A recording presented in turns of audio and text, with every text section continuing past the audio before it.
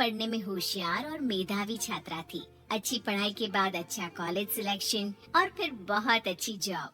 तूने तो मेरा नाम रोशन कर दिया मेधा। अरे लेकिन ये जो काम करने का तरीका है ना, इसे बदल ले।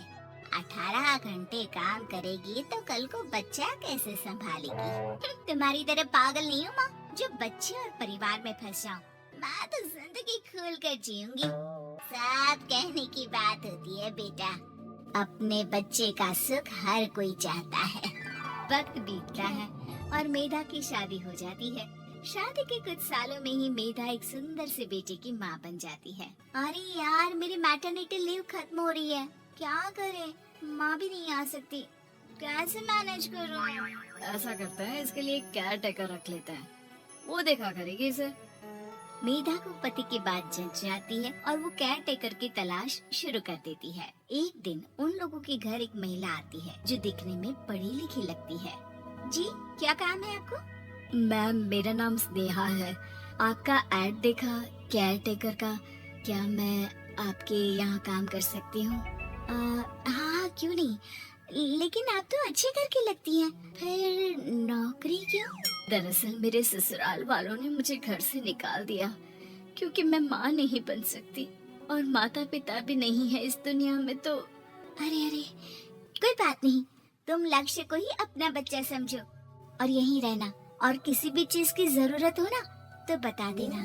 नेहा खुशी खुशी लक्ष्य को संभालने लगती है। रात को जब मेधा घर पर आती है, अरे क्या बात है स्नेहा, तुमने खाना नहीं खाया क्या?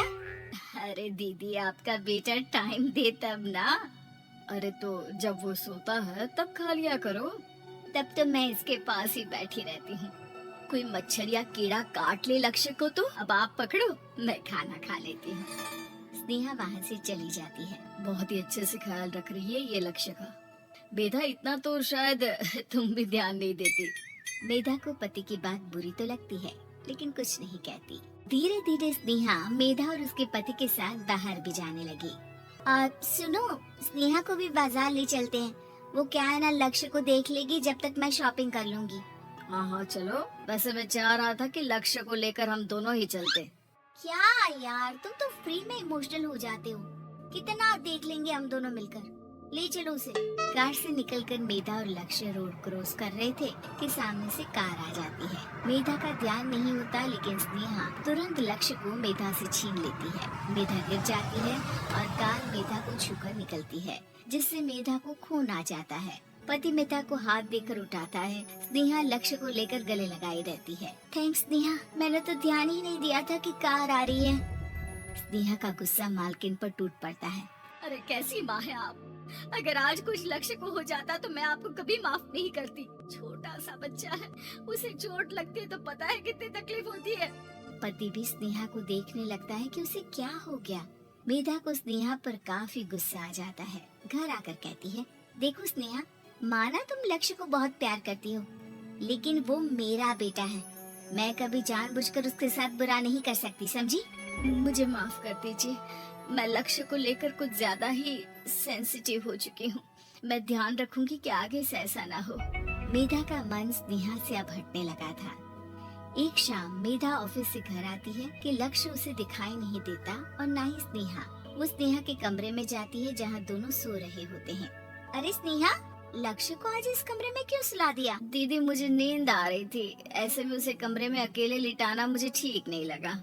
मेधा बच्चा उठाने लगती है कि स्नेहा टोक देती है। रहने दीजिए ना दीदी, सो रहा है, फालतू में नींद खराब हो जाएगी। मेधा को गुस्सा आ जाता है और वो बच्चा उठाकर वहाँ से चली जाती है। अगले दिन मेधा स्नेहा को बुलाती है, साथ में एक और लड़की खड़ी होती है। स्नेहा, अब तुम अपना कुछ और देख लो, हम लोगों को नई केयर टेकर मिल गई है, तुम इस हफ्ते घर छोड़ देना। स्नेहा का मन लक्ष्य को छोड़ने का नहीं करता, लेकिन नौकरी तो नौकरी होती है ना। स्नेहा घर से चली जाती है। धीरे धीरे महीने और साल बीतते जाते हैं और लक्ष्य एक नौजवान लड़का हो जाता है। लक्ष्य, आज मुझे मंदिर जाना है, ले चलोगे? ठीक है माँ, एक काम करके भी वापस आता हूँ, तब तक आप और पापा दोनों तैयार हो जाइए। दोनों तैयार होकर बैठ जाते हैं लेकिन लक्ष्य काफी देर तक नहीं आता। अरे मेधा, फोन तो करो लक्ष्य को, देखो क्या हो गया उसे। मेधा फोन करती है तो पता चलता है कि लक्ष्य का एक्सीडेंट हो गया है और वो सिटी अस्पताल में है। जल्दी चलिए, पता नहीं कैसा होगा मेरा बेटा।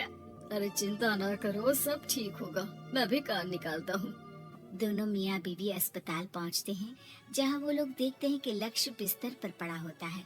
एक महिला इन्हें यहाँ लेकर आई है, वो वहाँ बैठी है। लेकिन फिलहाल तो आप लोगों को इनके लिए किडनी का प्रबंध करना होगा। एक्सीडेंट में इसकी किडनी डैमेज हो गई है। मेरी ले लीजिए डॉक्टर साहब, मेरे बेटे को बचा लीजिए। नहीं नहीं, आप माँ हैं, आपकी नहीं ले सकते, पिता की भी नहीं। आप किसी रिलेटिव या दोस्त से पता कर लें, और हाँ थोड़ा जल्दी करें क्योंकि देर होने से मामला बिगड़ सकता है। मेधा बैठकर रोने लगती है कि वहाँ डॉक्टर आ जाते हैं। जिस औरत ने आपके बेटे को यहाँ भर्ती कराया था, वो अपनी किडनी आपके बेटे को देना चाहती है। हाँ? कौन है वो, कहाँ है वो? तभी वहाँ स्नेहा आ जाती है। स्नेहा तुम? मैं लक्ष्य को पहचान नहीं पाई थी, लेकिन आप लोगों को देखकर समझ गई कि ये लक्ष्य है, इसलिए वापस आ गई। मैं अपनी किडनी आपके बेटे को देना चाहती हूँ। मेरी अपनी तो कोई औलाद नहीं, लेकिन लक्ष्य में मैंने हमेशा अपना बच्चा देखा। तुम धन्य हो स्नेहा, जो इतने साल में भी लक्ष्य को भूल नहीं पाई। सही मामले में तो वो तुम्हारा ही बच्चा होगा, क्योंकि जन्म भले ही मैंने दिया हो, लेकिन आज तुम उसकी जिंदगी बचा रही हो।